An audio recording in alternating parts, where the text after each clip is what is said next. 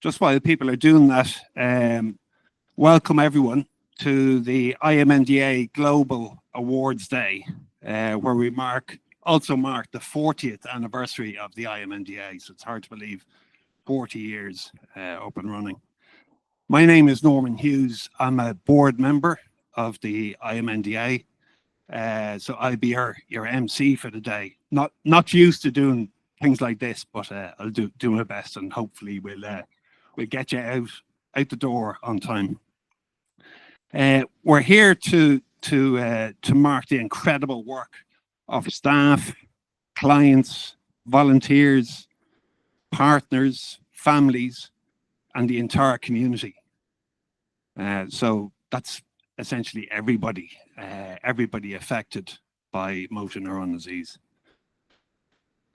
I just touch on my own story, I suppose. Why am I here? My brother, I'm 6'5". My brother Carl was 6'10". Carl was diagnosed with motor neuron disease in 2010.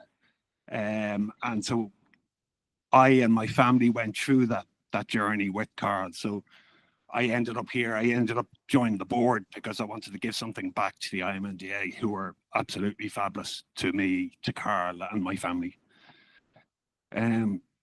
I just mentioned the special significance of today is a reflection on progress, care, and community. And I'd like to thank Salesforce for providing this wonderful venue. I think you'll all agree it's a fantastic venue last year and this year. I just want to highlight this event is being recorded, and there'll be a photographer here present. So if you prefer not to be filmed or photographed, just say it to a member of staff who'll assist. You're also free to step out at any time if you want to take a break or use the facilities. The ladies and gents are just down here to the left. So feel free to use facilities at any stage. I'll be introducing each speaker, and later we'll celebrate our amazing award recipients. But I suppose the big news today is we're delighted to have a very special guest, An Taoiseach, Michèal Martin. So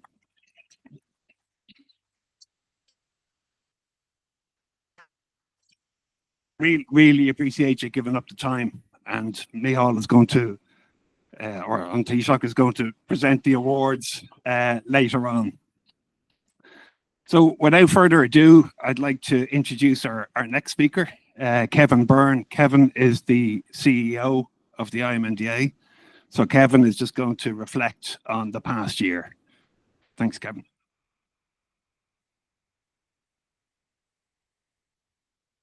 Is this microphone? No. Good afternoon, everyone, and thank you so much for joining us today. Whether you're here in person or you're watching back online for this year's Global MND Awareness Day.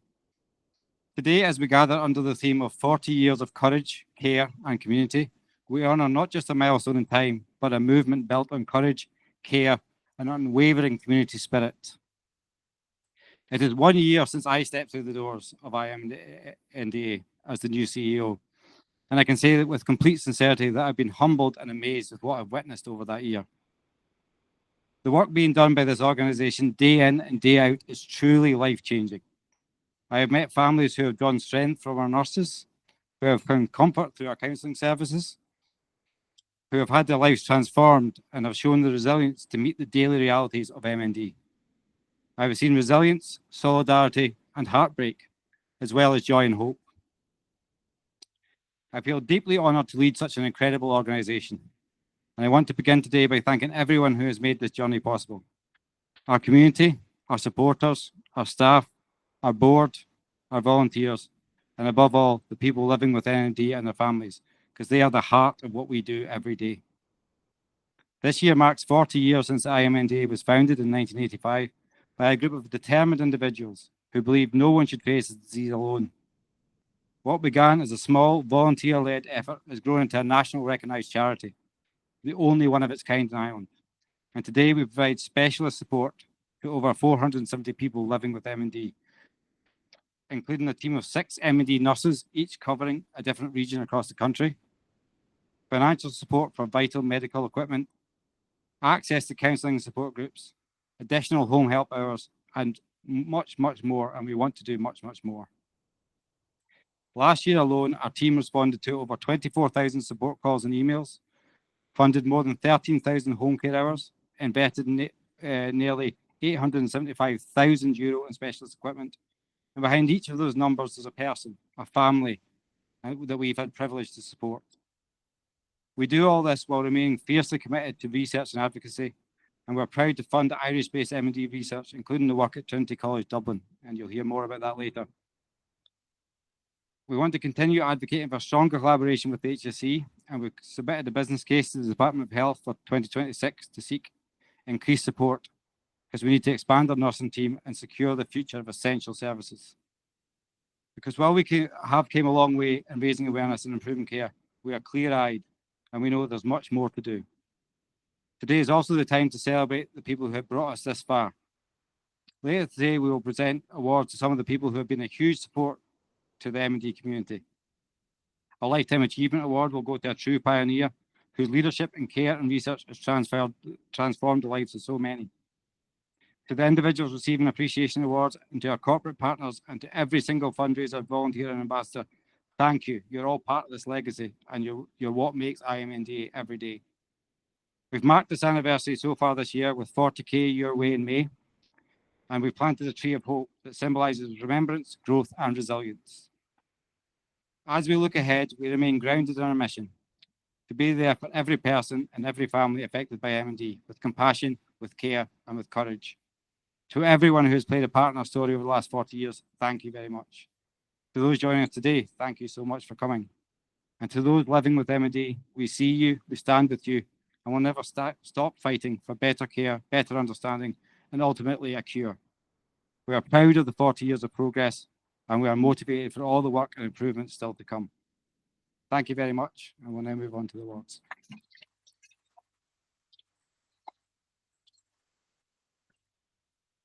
Thank you very much, Kevin. As I said, we're delighted to have An Taoiseach here with us today to present our Achievement Awards. And it's very, as well as a very special Lifetime Achievement Award to our next speaker, Professor Orla Hardiman. And we'll talk about the Achievement Award later. But Professor Orla is going to provide us with an update on research and developments that her team have taken on the last while. Professor Orla Hardiman. Actually, the remit I got is slightly different. I could talk for 5 or 6 hours, but I think that's probably bored the pants off An Taoiseach. So, Accorda, the Ramina Mohagov, I'll suck them Kurisha, the Macanarta Sperla, Oshamach. So, I'm going to speak in English. It's been a real pleasure and a privilege to have worked with the Motor Neurone Disease Association. So, my association with the IMNDA began in about 1994 when I was about 12. I was just going on 13. I'm actually the same age as An Taoiseach. In fact, I'm a couple of months older than him. So we go back a long way. But what I was going to talk about, really not so much, there's a little bit of the research, but it's more about the reflections of this partnership, because it is a really important partnership. So I work part-time in Trinity as a researcher and part-time in Beaumont as a clinician. And one of the things that that's been really important in my life over the years is working closely with the voluntary organisations who have been pivotal to the delivery of care and support, and also supporting research in Ireland. And when I was appointed as a neurologist in 1996, actually, and I was 13 then, I was the 11th neurologist in the country. So we had very little to offer for people with anything, let alone motor neurone disease. So the thing was, diagnose, adios. And one of the things that I learned really early on was that the people who know about the conditions that I wanted to work in are the people who have the condition, and the people who advocate for them are the organisations. And the IMNDA is a poster child, as far as I'm concerned, for a really well-run voluntary organisation that really makes a huge difference for people with motor neurone disease. And it was a real privilege to have worked with the association since I started out in 1994, just before I started in Beaumont. And one of my mentors and one of my role models at that time was Etna Frost, who I believe is on holidays, but she was a really important part of my development as a clinician and my understanding of the disease. And with Etna, actually, and a number of other organizations, the MS Society and the Margaret Association, we set up the Neurological Alliance, which is a really successful organization now, an umbrella group for all of the voluntary organizations run now by Mags Rogers, who's I'm sure An Taoiseach knows about Mags as well. She's a fantastic advocate for all neurologic conditions. So what I've been doing throughout my life is this idea of partnership. So it's partnering with the association and partnering in care and research, because good research drives good care and good care informs good research. So my life has always been around that joint model of if we do research, we improve care, and the improvement of care drives our additional research. So the care is high quality and evidence-based, it's patient-centric, and we understand, it allows us to understand the disease, the illness. So the illness is what we experience and the disease is what I do as a clinician. And they're actually two different things. Illness is about the life experience, the journey, of the person with the condition and their wider network, and the association provides that support. And the illness is what we do as clinicians. And one of my colleagues, Miriam Galvin, who's here, works at the association as well, has taught me a lot about that, about the idea of the ecological impact of illness, of disease on illness. From a research point of view, we have to do, what do we want to understand? Why do we want to understand it? And will it make a difference? And they've been this sort of core tenets of what I've been doing over the last 30 years or so. So our clinic, we set up with Etna, with support from the IMNDA, who supported the funding of Bernie Kaur, who was, Bernie and I grew up and aged together. She looks a lot better than I do. She's actually retired now. But we began the clinic in 1994 with the support of the IMNDA, and Bernie and Etna and I used to sit in the clinic, and Andy may remember this, but and one of our very early researchers, his name was Brian Traynor, who's now very high up in the NIH in the US, used to call us the Coven. And he used to accuse us of harassing him and sexually abusing him. We didn't actually. But it was the first multidisciplinary clinic of its time in the country. You can imagine back in the 90s, because there were very few neurologists, the idea that you'd actually learn from other people in other disciplines was a bit of an anathema to my elder male colleagues. This idea that a speech and language therapist or physiotherapist could actually tell me something because I'm a consultant was completely foreign. And this idea that we'd set up this clinic where everybody worked together to the benefit of the patient, that was really unusual at the time. But we did it, and now we look after over 80% of people in the country with motor neurone disease, and we're involved through the IMNDA with everybody in the country with the disease. We built an evidence-based business case in 2021, and now the program is completely funded as a national centre. So we have 4 clinical nurse specialists, 2 ANPs. I think one of our ANPs, Sinead, is here today, and it's really a successful clinic. We're providing outreach. There are a couple of other clinics around the country, but we provide the main services. So what we integrate the research that we do with our practice. So we do health services research, and Miriam drives that. Standards quality, making life better for people. How do we do that? What's the best way of doing that? We do epidemiology, which is characterizing the disease in all its iterations. So that allows us to learn about the demographics. There are very few really good data sets for disease in Ireland, and ours has been running since 1994 now. It allows us to work at to understand the frequency of disease, allows us to do service development, comparative data with other countries, outcome studies, and then understanding the disease as it presents, the heterogeneity, the variability within the disease. That's really important if we want to get new drugs. So we do a lot of that work, and genetics work as well, and we have a lot of clinical trials running as well. So this is just a little bit about our register. This has been running for 30 years now as well, 31 years actually. We know exactly how many people in Ireland have motor neurone disease. We've known that for the last 30 years. The longest running register in the world for motor neurone disease, one of the second, third publications. This is frustrating that there isn't really any hot spots of motor neurone disease, but it's a cold spot there around Cork, Taoiseach. Actually, and that's actually probably true, and it may be to do with the demographic or the ethnicity of the ethnic distribution within the country. And this is our rates go over the years, over 3 different years, but 3 different eras, as you can see. What's really interesting is the peak age of onset has moved over a little bit. So the population is aging more successfully, and we think age is one of the factors that contributes to motor neurone disease. A very important paper by one of my boys, Rob McFarlane, because it suggests that there are environmental or aging-related issues that might be modifiable, that we could start looking at in this disease. This is a very important paper. We also showed that if you come to a multidisciplinary clinic, this is just to show my grumpy old men colleagues, we published this in 2003, if you come to a clinic that knows about the disease, you do better. Well, that's not really surprising actually, but it's true.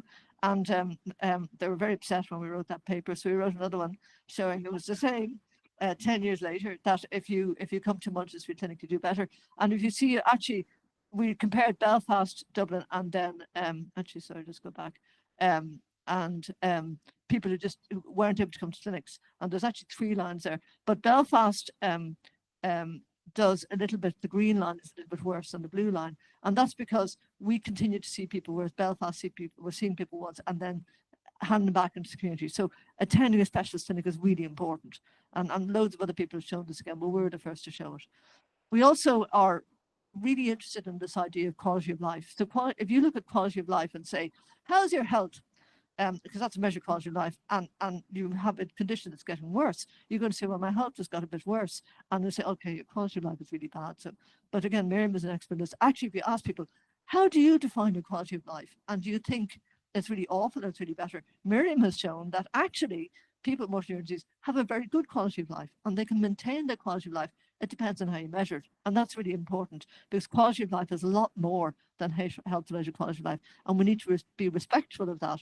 When we're looking after people with the disease, it's not about how your health is; it's about how you are, and that's really important. And Miriam has done a lot of work as well on not just the person with the condition, but this ecological thing of the caregiver and the environment in which people live. And this is Miriam's slide here about the impact of caring on the caregiver. And she's done loads of work on this, but one of the things she's done is that, yes, it can be a burden, but I haven't shown the slide, but Miriam has shown also that there are benefits in caregiving, and there's a positive impact of caregiving in addition to a negative impact. So we need to be very mindful of these sorts of things as clinicians, that as clinical people who are looking after people with motor neurone disease, it's not necessarily a sentence of an awful quality of life, and caregiving is not necessarily a terrible thing to be doing. And these are things that I've learned over the years. So moving the field forward, where we've done a lot of research over the years. We've got 40 PhDs or 41 PhDs. We've put through loads of postdocs. We've loads of people working with us. Don't have time to go through all of that, but it's really important because motor neurone disease is a rare disease. So we're linked in internationally. So I'm the co-chair of this European group, NCAS, which is a scientific network. We had our meeting last week in Turin, and I'm also the co-chair of TriCAS, which is a clinical trials network. And the idea is to try and find new treatments to get better treatments. And we're linked in with OIPALS, which IMNDA is linked to, as well as a European network for voluntary organizations, and also with the International Alliance. Our objective is to turn research into practice, striving to provide the right treatment for the right patient in the right dose at the right place at the right time. And that's our mantra. It's a mantra for TriCAS as well. We want treatments, you want treatments, we want treatments. And we need to understand why we're not doing treatments. So we did some work around what do we need to do to get these treatments. And this is a so-called roadmap that we put together in TriCAS. One of our colleagues, Ruben Van Eyck, wrote that up for us. And so what we've done more recently is we've got some money from Science Foundation Ireland with a number of different commercial organizations. It's a Science Foundation. It's now Haida Éireann grant.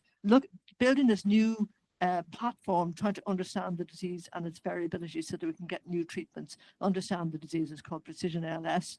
It's an academic industry partnership. It's across Europe. We have 20 sites in Europe now in Precision ALS.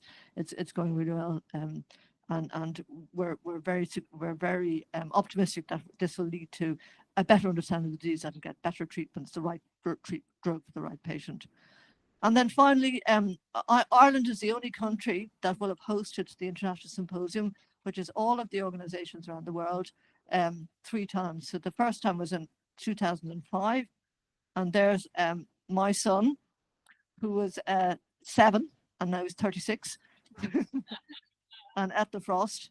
And then we had it in 2016, and we're having it again in 2027. So that's a huge reflection. We're a small country, of the prowess and the success of the IMNDA, that we can attract in this huge, big international symposium into Ireland. So just these are all the people who've worked with us over the years. You can see in Precision with 40 researchers. I didn't have time to, but didn't have space to put them all on. Thank you very much. It's been a real privilege to work with the association for the last 30 years. I'm not going to say I'm going to work for the next 30 years because I'll be dead, but I hope to stay around for another while and to certainly see Precision LS to fruition, and hopefully get better drugs. I didn't have time to say we have a lot of clinical trials. We're recruiting at the moment to clinical trial. We were in Turin last week. I talked to loads of companies. We'll be getting trials in later this year. We're doing gene therapy studies. We're doing all sorts of really interesting studies as well. So thank you very much for listening to me.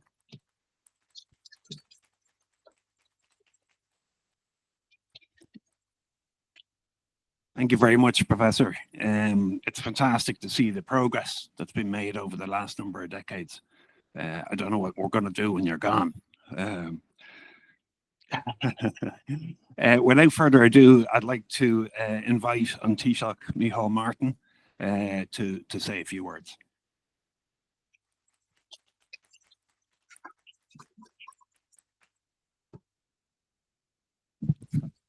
Well, Norman agus gwynúsle galera agus bwalum dwsban bwfeir fwecus agwaida IMND asochtyn creda felif tranona ag yn o'i talkt agus erthli lwchardach inov agus sŵnt ag wyl yn irid syndini yn sio agus gwyl desha gomsa gyparsanta fwecus agwaida leis yn fyryn galera leis yn hybryhe jonacha agus leis an locht takeíochta a bhfuil brinte có.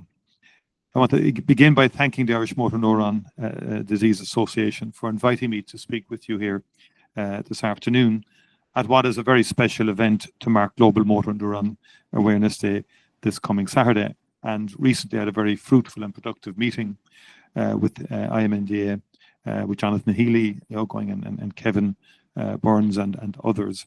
And this event, I think, marks a major milestone for the association, marking 40 years of supporting people with motor neuron disease and vitally advancing vital research.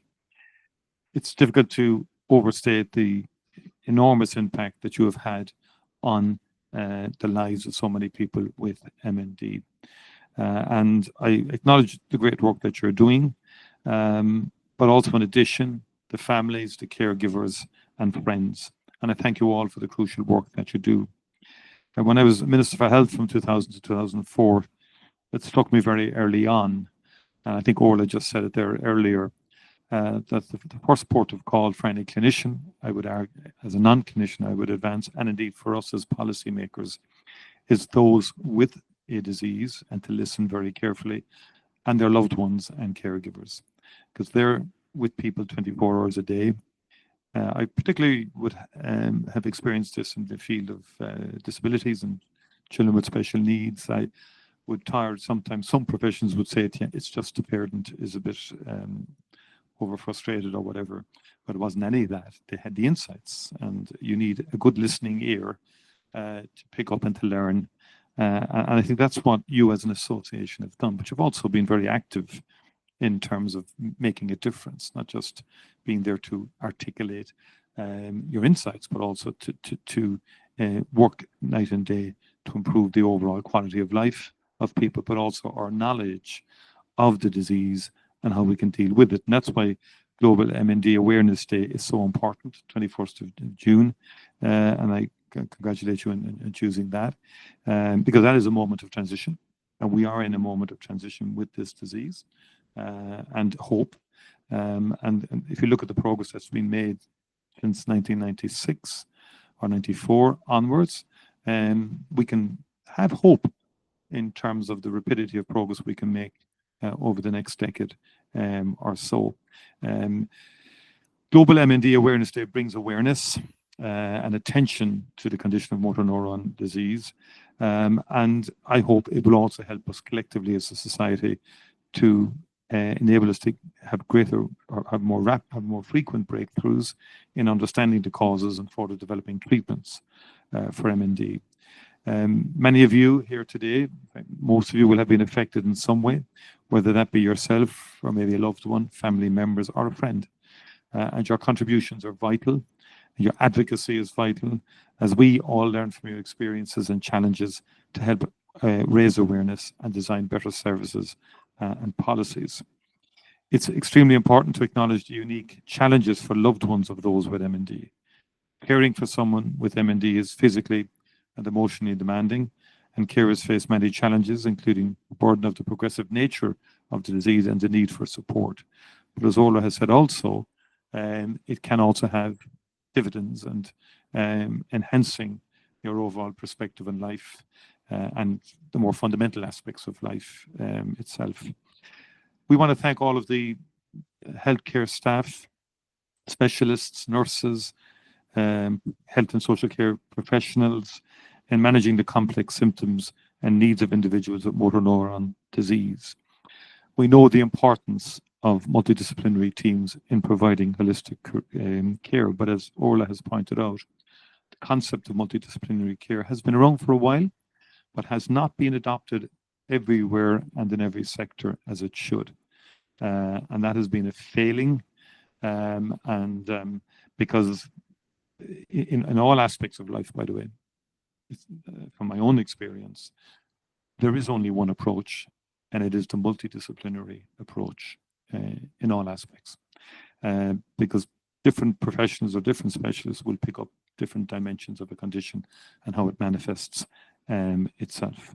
And so the dedication of professionals in providing, the physical, psychological, emotional support to patients and their families is very, very important. And we all appreciate and need to promote the importance of person-centered care. And I picked that up in Orla's presentation. It's all about person with the disease and the condition and their experience. And so it has to be a person-centered approach, acknowledging the dignity of every individual, but the individuality of each person living with motor neuron disease. And that brings me to the Lifetime Achievement Award, which allows us to honor a person who has done so much for the motor neuron disease community and neurology in general. And that is Professor Orla Hardiman. And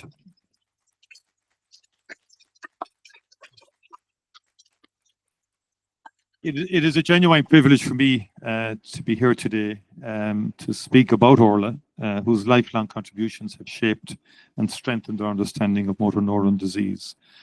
Orla, you have a compelling personality. I discovered that as a young Minister for Health in the year 2000. Kind of didn't realize you really only 4 years, I think, since Beaumont in 1996, I think, when you were appointed a consultant. You came in like an experienced, someone who's going to really give it to the Minister for Health of the day. But I found you very compelling because you not only were a passionate advocate for patients, but you had solutions and you had ideas.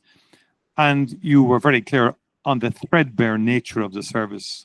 I think it might have been 11 or 13 neurologists at the time, and how poorly served we were as a nation in respect of neurology in general, and the absence of neurologists across the country.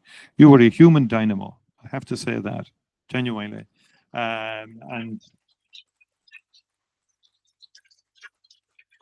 I found it a great privilege to be Minister for Health. Many people had different names for Ministers for Health or for the Department of Health, and I could never understand any of that. Although I do remember my wife saying to me in 2002, because I'd been appointed in 2000, did the health strategy of 2001, all of that. And, Bertie Ahern had persuaded me that health would be good for me in 2000. And I remember walking that long corridor in the Taoiseach's office, like, God, he's actually persuaded me it would be good for me. But then when I went back to my wife, having met the then Taoiseach again after the 2002 general election, she kind of was inside the kitchen and said, well, how'd you go? You're doing it again? Yeah, I don't believe it. I do not believe it. Anyway, other things came afterwards. The reason is it was a most provocative, how would I put it, thought-provoking place to be in health, because I have a great fascination with medicine, not so much as a medical person, but as I'm into quality of life. I'm into how can we solve things, how can we get breakthroughs in research and in medicine. I find it very, very exciting. And Orla was there are a few people that time, there were quite a number of different who stuck out, you know, from all the rest, if you like. People who really were rising above what they could have just done their job, been very efficient and competent consultants or whatever, but that wasn't for Orla Hardiman. You know, this was a person who wanted to make a mark, but who wanted to help it for you and for people with neurological conditions, and particularly motor neuron disease. So who wanted to make a difference and who wanted to use her talents in the right way. And that stuck out at that time. And I was very inspired by it and sometimes very frustrated I couldn't do more and get more neurologists more quickly. I remember at that time, you remember the famous Colin and Hospital. I mean, it drove me insane. You know, you agreed to sanction an appointment and then they said, well, we'll take 2 years now to appoint a consultant. I won't, a lot of expletives at the time. You know, it would literally take 2 years to get a consultant then processed, having been sanctioned. We got rid of all of that when we set up the HSE, or at least we thought we did, in terms of getting consultants appointed. But we've had much more since, because there were a lot of natural things. But, you know, we were, at one level, you were afraid to face Orla a year later or whatever. On the other hand, you were glad to face her because she always had a style about her and a decorum, and which actually, how would I put it, influenced you for the better more. In other words, it wasn't coming in, shouting and running, giving out, sort of thing, clinically laying out shortcomings, but then saying, here's how we can improve upon it. And if I can incrementally improve things, we will make a difference. And as I say, you know, from the date of being appointed a consultant, you've had huge impact back in 1996. You joined the academic faculty in 2013 when you were very young, Trinity College Dublin, becoming the first professor of neurology in Ireland, then elected as a fellow of Trinity College Dublin in 2014. And from 2019 to 2024, you took on the role of clinical lead of the National Clinical Programme for Neurology. So the impact you've had in that capacity is truly insignificant. It will leave a lasting legacy. Your work has helped to inform the HSE's model of care for neurology, a comprehensive model which still informs and shapes the direction of services today. Your research through the Health Research Board has supported the longest running population-based register for motor neuron disease in the world, which has inspired similar registers in the United States and Latin America, to which you've also contributed, Orla. You have over 500 peer-reviewed papers published, which is an extraordinary research achievement, with 33,700 citations.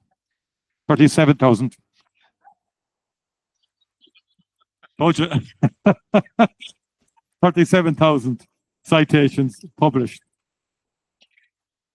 And I'm passionate about, from a political point of view, of the importance of research. I was involved in the Research Ireland, which was Research Social, which is now merged into TIDA, and of course Science Foundation Ireland I worked with for 4 years subsequently. But you have, I think you've been principal investigator with Future Neuro and ADAPT centres, and you've been the lead also in Precision ALS and the involved in European networks, as you've illustrated. That research is critical, and we have to continue to invest very significantly in research to get better outcomes, particularly for each patient. And I thought it was interesting there that you know, the right treatment, the right patient at the right time, and that is key. And that is why I think it's extremely important as a country that we maintain our strong focus on research funding. And I would hope, I was involved in setting up the new Department of Higher Education and Research, principally for that reason, was to try and develop a step change in research funding. We need to do better than we've done in the first 4 years, I would say, and I've asked James Lawless to step change the nature of funding to be made available for research in the area of TIDA Éirden, which is the successor to Science Foundation Ireland and the Humanities and Social Science Research Council, which I had set up earlier as an education minister. I'm going to pay tribute to the Motor Neurone Disease Clinic that you established, your work in that at Beaumont Hospital, along with the association. And we will, genuinely, I met the association recently with a view to, and I have talked to the Minister for Health, to doing more for the association to give you a stronger center of gravity, I suppose, and back up in terms of the work that you do, and working with the multidisciplinary hub. I think it's fair to say, someone said, what will we do without Orla? I understand that sentiment, because you have absolutely been a powerhouse. But when I heard, I think you said, was it 42 PhDs? Or you're clearly, to be fair, preparing the ground, creating a next generation of researchers. And that is the ultimate gift to do. That's the important thing that you must do in life. It's not all about yourself. And you've laid the groundwork for the future in terms of having capacity in research and in multidisciplinary clinical care. And congratulations to you for doing that. You come from a family that has given huge contribution to Ireland. Late father, Ahmed Swan, was an extraordinary individual too. And it's people like you that have made Ireland the country that it is today. We salute you, we thank you, and it's a great honour for me as Taoiseach to be here to honour you in achieving and in receiving this Lifetime Achievement Award. Congratulations, Orla, and thank you very much indeed.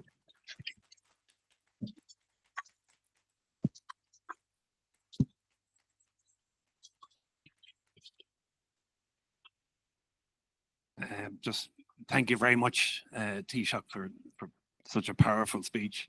I'd like to welcome Orla up to receive her award, and An Taoiseach is going to present you with your Lifetime Achievement Award.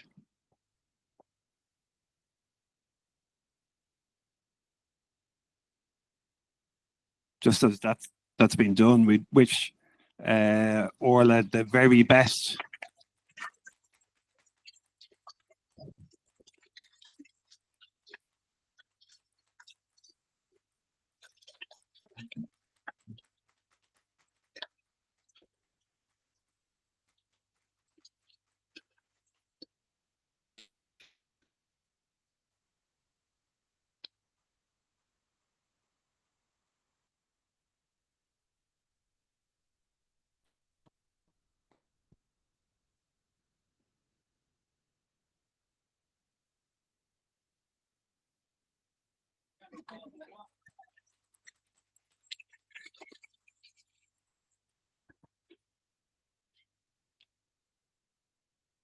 So An Taoiseach is going to stay with us for a while for just some other awards.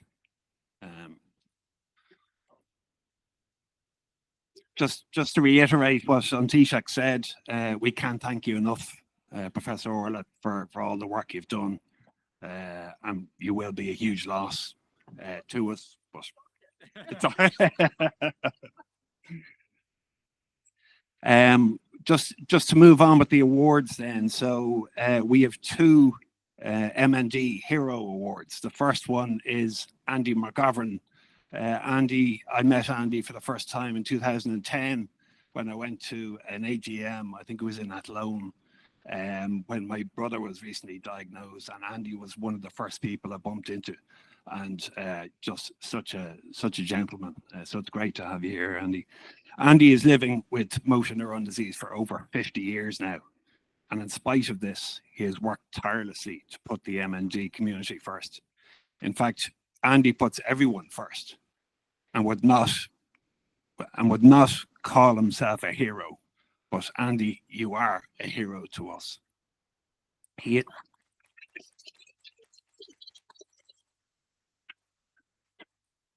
has written several books and has always put himself forward to raise awareness of the MND and the work of the IMNDA. If there was ever a radio presenter in the West looking to interview somebody about living with MND, Andy was your man.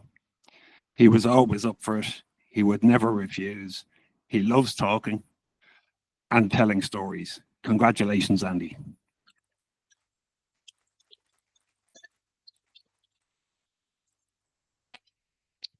Our second MND Hero Award is Katrina Dixon. Katrina has been an incredible voice for the MND community. From countless media interviews to speaking at both IMNDA Global Day last year and our conference in October, Katrina made an incredible impact, not to mention has been an amazing supporter in all of our campaigns. By sharing your story, Katrina, you have helped others going through a similar journey. Thank you so much. If you'd like to come up and receive your award.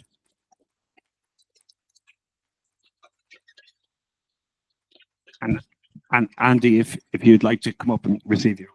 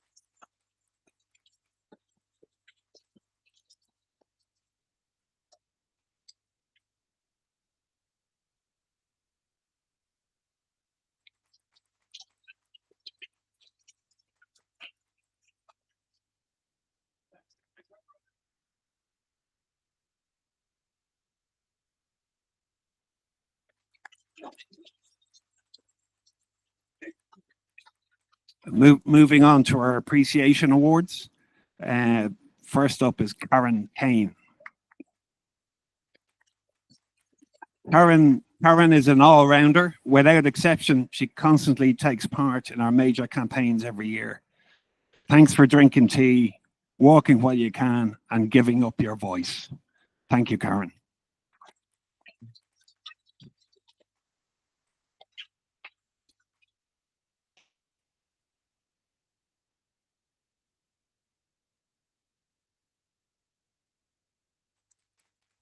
The next appreciation award goes to Kieran Coote. Kieran's brother, Father Tony Coote, created Walk While You Can back when he was diagnosed with motor neurone disease in 2018. He bravely walked from Donegal to Ballydahab in Cork, raising £700,000. Tony sadly passed away in 2019, but his legacy lives on. Kieran, Maureen, and Michael are accepting this award on behalf of the community who made it happen.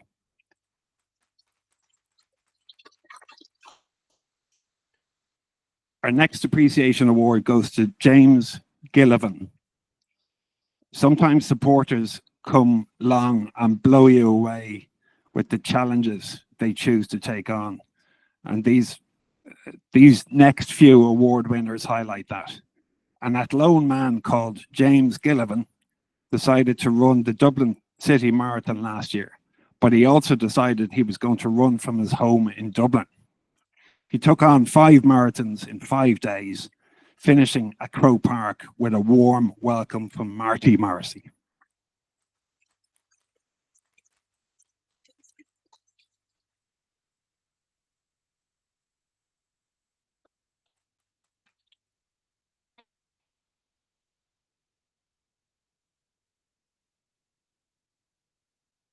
Our next appreciation award is Chris Martin. From one amazing runner to the next, Dublin's Chris Martin took on 120 kilometers last July and smashed it. Chris also became our first 40K Your Way in May ambassador, which was a huge success. Thanks for bravely telling your story, Chris Martin.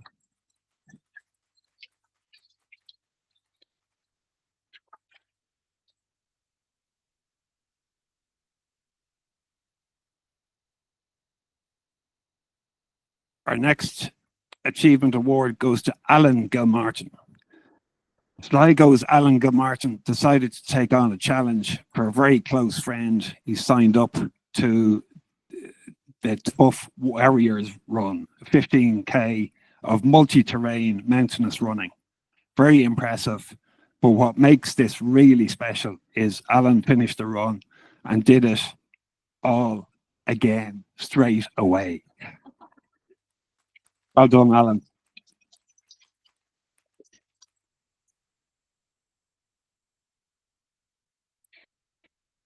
Our next appreciation award is Shane Feeney. And to another warrior from the West, Shane Feeney, in the depths of winter, Shane ran from the Spar in Dublin to Salt Hill, Galway in less than 30 hours. A phenomenal feat. Shane actually lives in Australia, so we have his mum and sister, Patricia and Philomena, up to accept his award.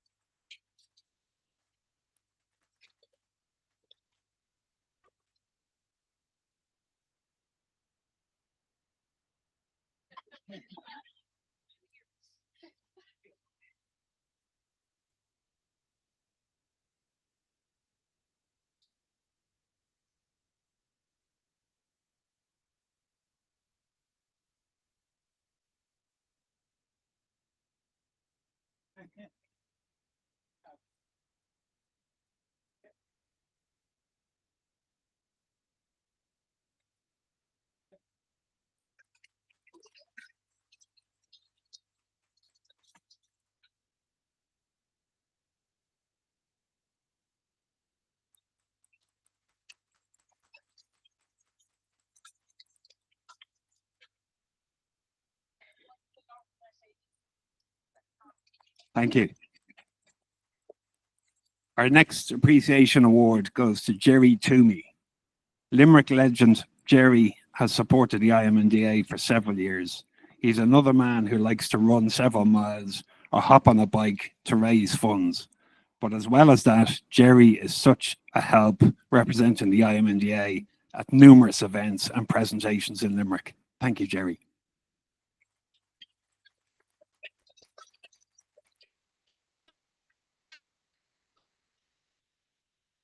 Next up is Todd Nugent. Todd is our Mullingar community volunteer extraordinaire, always on hand to represent the IMNDA at a local event, as well as carrying out his own fundraising. We cannot thank you enough, Todd, for all your help. Todd Nugent.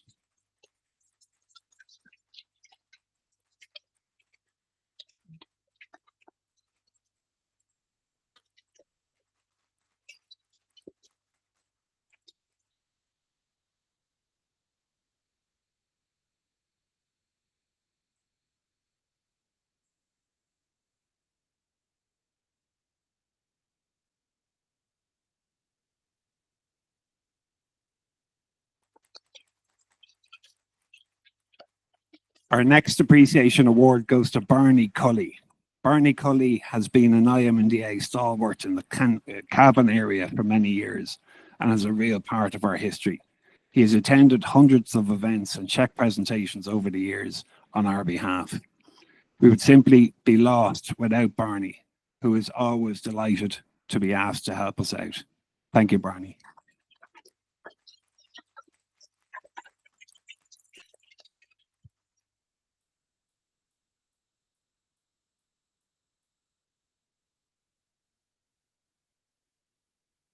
Next up, Sandra Fox.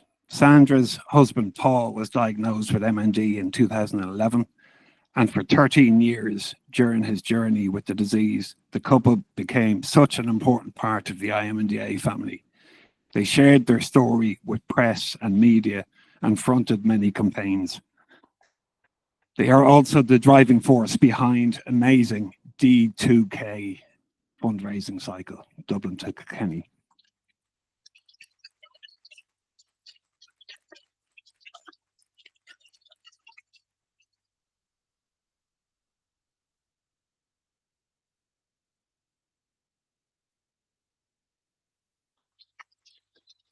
Our next appreciation award goes to Linda Dillon. Linda has been involved with the IMNDA for a number of years alongside husband Mickey, raising funds and awareness in the Meath area through multiple events from midsummer balls to drama nights, not to mention her volunteering and support of her own events.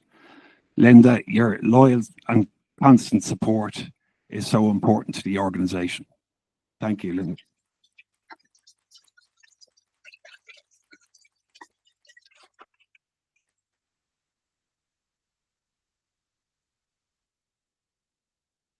Our final appreciation award goes to Tony Ryan and Amanda Lillis. Our final award goes to the couple who more recently shone a light on the impact of IMNDA by impact of MND by bravely sharing their story.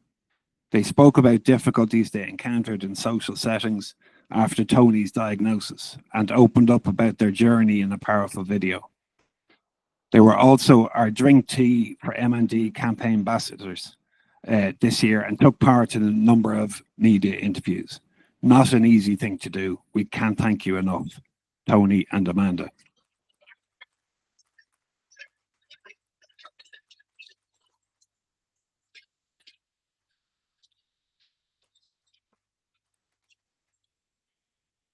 We just move on to corporate certificates.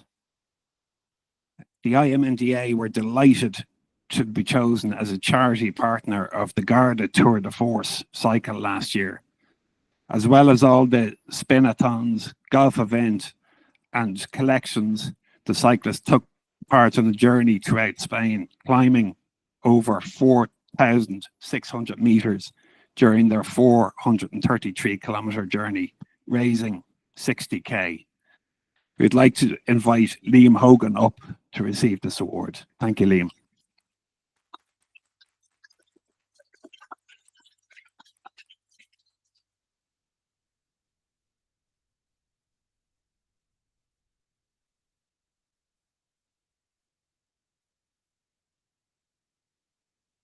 Continuing the cycling theme, so many people were involved in the amazing United for Dave event last September, organised by the Irish Nurses and Midwives Association in honour of Dave Hughes, who is living with MND.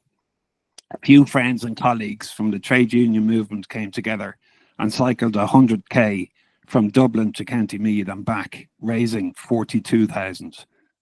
We would like to invite David Hughes, Cora Duffy, Frank Vaughan and Bernard Harbour to accept the award.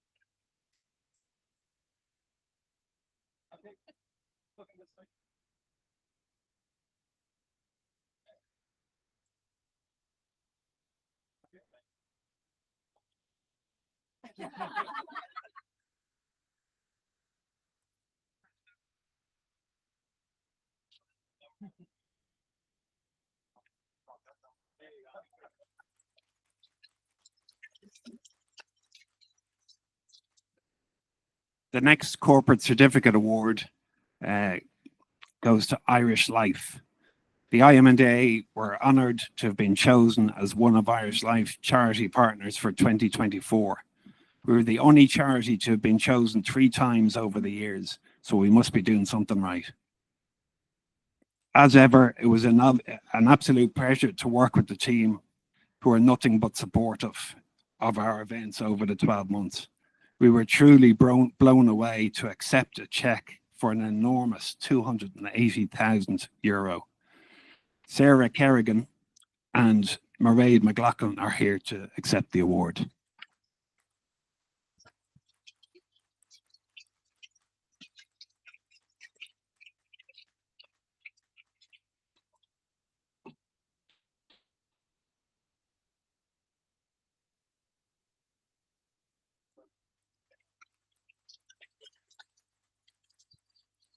And just very quickly, we'd like to acknowledge recipients that are not in attendance today.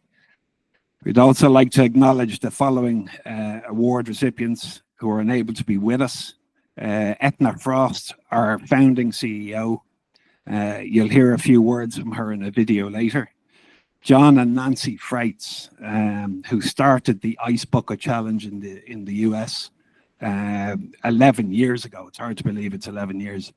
They were mother and father to Pete Freitz, who went to Boston College, and I've had the honor of being in contact with John and Nancy. So they said that they would help us with anything we wanted to do in the future, and they'd welcome a visit to Ireland. So that'd be great. We also want to acknowledge John Considine, Kevin and Maggie Carroll, Deborah McCardle, Howard Grice. As I say, these people couldn't be here today, but deserve a round of applause for their effort.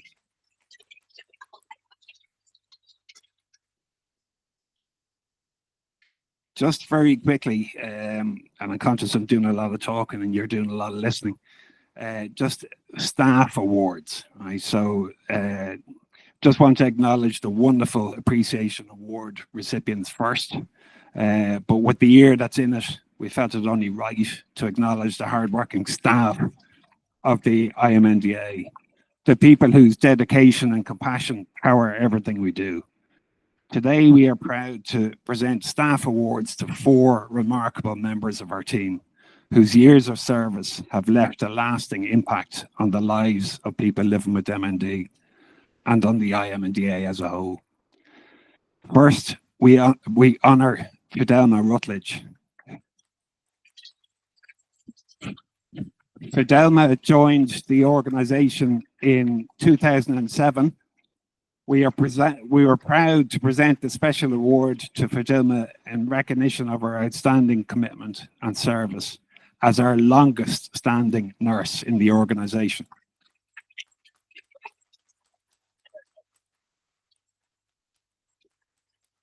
Over the years, she has not only provided exceptional care with compassion and professionalism to those living with MND, but has been a guiding light to every nurse who followed in her footsteps. Fidelma supports everyone she encounters with kindness and sets a lasting standard that continues to shape our community today. Congratulations, Fidelma.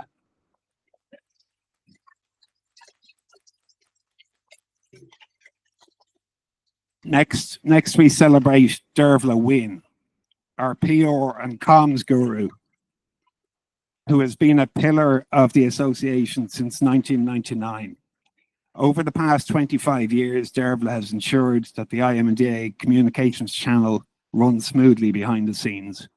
Her steady presence, attention to detail, and deep commitment have helped sustain and strengthen the association. With a keen eye for social media and a wealth of knowledge unmatched by many, Dervla is a true asset. The team would be lost without you. Thank you, Dervla.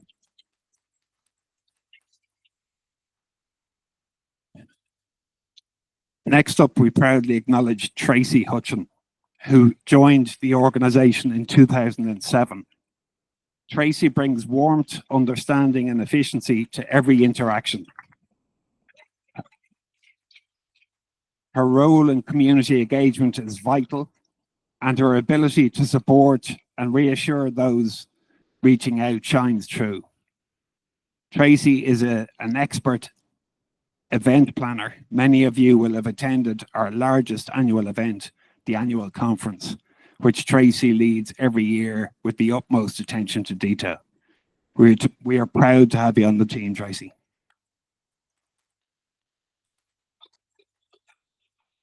And finally, but no means least, we acknowledge Gemma Watts. Gemma is our head of fundraising, who became part of the IMNDA team in 2008. Gemma has played a pivotal role in building and growing the IMNDA's fundraising efforts over the years. Her energy, creativity, and deep connection to our cause have inspired countless individuals, communities, and organizations to get involved and give generously. From coordinating major campaigns to engaging directly with our supporters, Gemma has helped ensure the IMNDA can continue delivering essential services to those who need them most. Thank you, Gemma.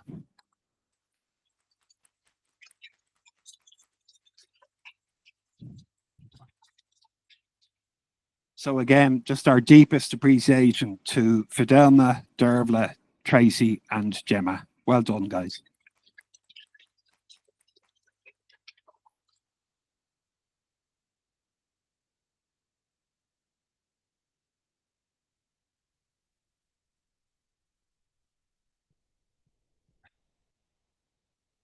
Too many papers.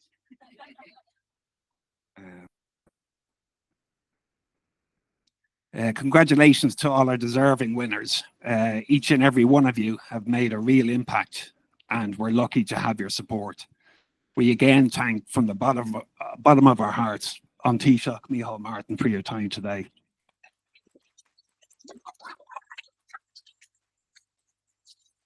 And we do this also acknowledging the time you gave us to meet us in government buildings. So thank you again for that. We're now going to take a short 10-minute break. So do get refreshments at the bottom. Feel free to step out or get some air. And we'll see you again in 10 minutes time. Thank you.